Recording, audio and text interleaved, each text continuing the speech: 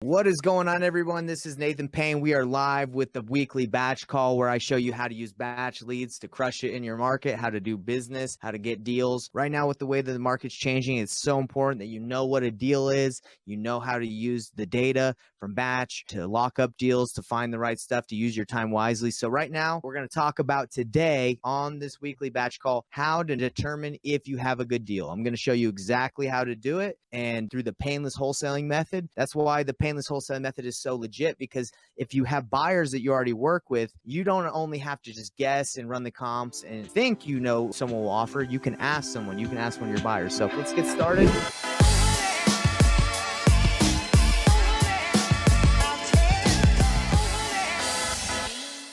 Right now, I have Sarah on here. Sarah, what's going on? Hey, how's it going? Good, good. All right, so let's dive right into it. So you said you're brand new to wholesaling, really green, and you want to start implementing and having the strategy so you can make some more money as a unicorn agent, right? So let me ask you this. What do you believe is required for it to be a deal at this moment for you to wholesale a deal? I'm just curious. I want to ask you. I mean, the price has to be right? There has to be enough money in it in order for everybody to be happy and make a deal. Do you have an idea of what that is? Like, because a lot of people, as they research or wholesaling, they have like, sometimes they hear of like a formula that's like 70% minus repairs, minus AR, minus your fees, your wholesale price. What have you heard? But I heard now market shift, investors are going down to like, I want to say 60 to 70. But I've also heard at the end of the day, as long as they can make a 10% return. All right. So you've heard a lot, right? You might be a little confused. Yes. All right. All right. So let me show you what I do so you can kind of have a good idea of how to determine like what your offers, what is a deal. So I call it the painless wholesaling method. This is the blueprint. It shows you steps 1 through 10 on how to get a deal every step of the way. But the way I believe you get started in wholesaling is you have to,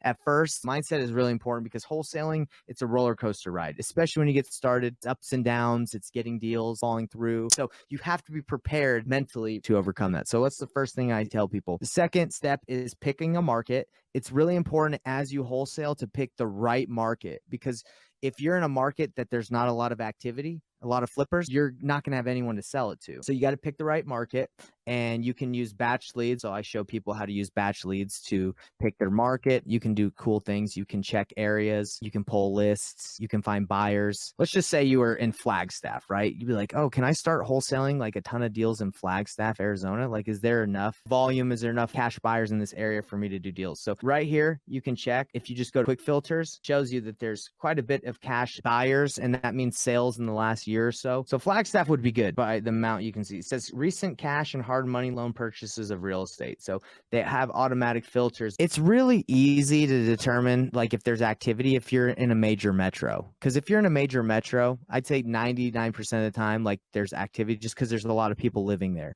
If a population is big, that means that there's a lot of people moving there. But if you live in a place that's a little not populated, it's like 50,000, 100,000, that just means there's less movement, less people moving in and out of the state. That's like a general rule of thumb. So the next step after picking your area is my goal, and what I tell people is, do not just automatically or immediately just go start marketing and just calling sellers and trying to get a deal, because you still are at this point, you've picked your market, but you don't know what people are buying. Markets differ all over the country. So you need to be able to understand your market and what people are buying. So the next thing I teach, and this is why I call it the painless wholesaling method, is I teach you how to network first to find your cash buyers. Once you understand and have about 5 to 10 solid relationships, then you can with confidence go out and start making offers. You can talk to sellers. So if you go to my mind map, I show you exactly how to run comps for wholesalers. So there's some really easy ways to do it, but let's go to step 1. So how to find comps. All right. So I use batch leads. I like batch leads a lot because it gives you a good idea of comps. You can just type in the address you want. Let's just look at this one.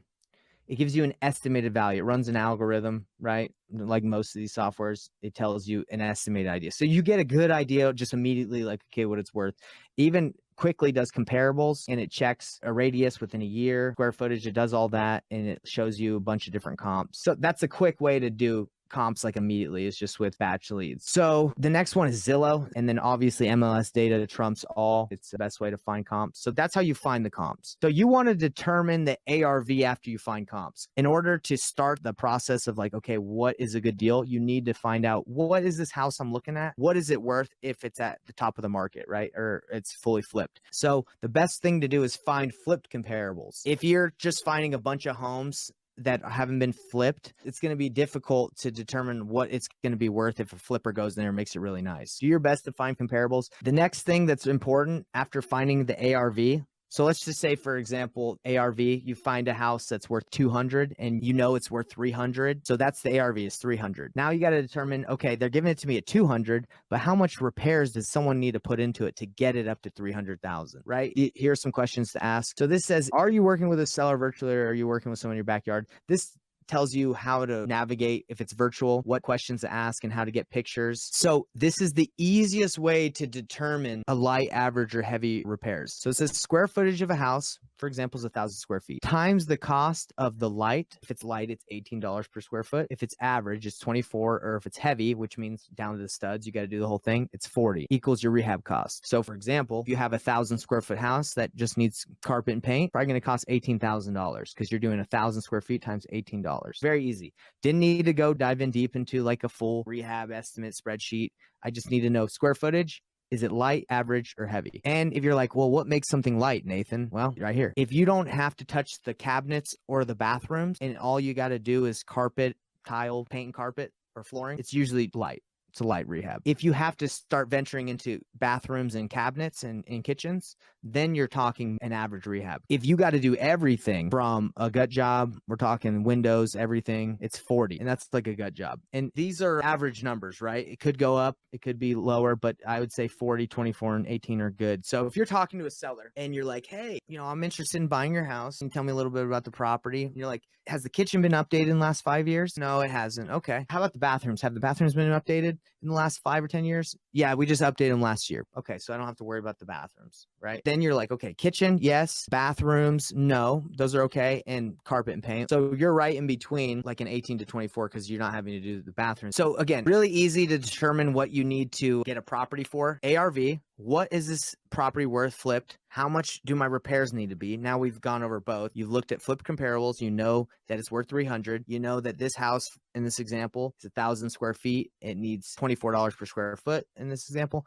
$24,000 rehab. So you have the rehab and you have the ARV now. Okay, so that's two parts of the formula. And then now you calculate your offer that you can buy it at. And the way I do it is depending on if I'm talking to an analytical buyer or seller, I sometimes even show them my rehab calculations and be like, hey, this is why I have to be here because I got to make some money. But determining everything we talked about, I can resell for 300. I got to put in 24,000. I need to make $50,000. I hope you understand. I'm a business. I sometimes walk people through my numbers so they understand why my offer is $150,000 less than what they believe their house is worth. This is the quickest way to determine if you're talking to a motivated seller is forget all this noise, all this stuff I just showed you.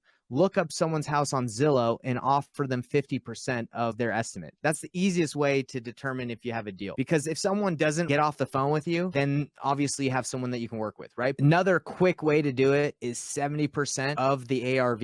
All you do is you find the ARV and you do this formula. So let's say the house is worth 300,000. You say, okay, 70% of that minus, we talked about $24,000 in repairs, minus my wholesale fee. I want to make $15,000, 171. If I offered 171 to the seller and they accept, I'm going to make at least $15,000. The flipper will have his costs of $24,000 in there. And then the profit, the expenses of the hard money, all that stuff is calculated in the 70%. That's what the 70% is. The 70% includes the 6% in commissions and fees for relisting it. It also includes the closing costs, the profit. So one thing that everyone needs to know that's watching this is do not waste your time running comps on a property where you don't have the seller on the phone. Complete waste of time. Well, that was it, everybody. I hope that was helpful. All right, we're signing off. Later, everybody.